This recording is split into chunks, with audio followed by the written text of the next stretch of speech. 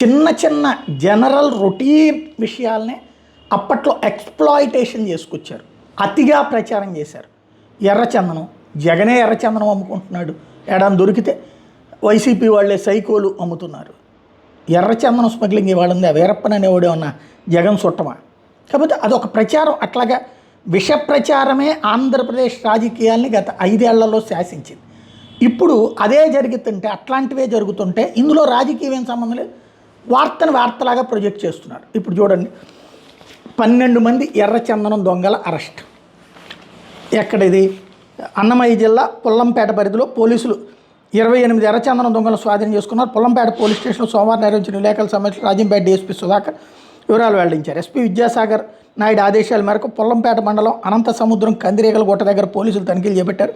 ఈ క్రమంలో అక్రమంగా ఎర్రచందనం తరలిస్తున్న 12 మందిని అదుపులో తీసుకుని 28 దొంగలు స్వాధీనం చేసుకున్నారు. కేసు దర్యాప్తు చేస్తున్నట్టు పోలీసులు చెప్పారు. ఇదివరకు కూడా అదే కదా స్వాధీనం చేసుకున్నారు. డ్రగ్స్ స్వాధీనం చేసుకున్నారు, గంజాయిని స్వాధీనం చేసుకున్నారు, అట్లాగే ఎర్రచందనం స్వాధీనం చేసుకున్నారు. స్వాధీనం చేసుకున్న వార్తలను చూపెట్టి ఇదిగో మీ పరిపాలన ఇదంతా దోచుకుంటున్నారు మీ పార్టీ వాళ్ళే అని ప్రచారం చేశారు. ఇప్పుడు రివర్స్ అన్నమాట.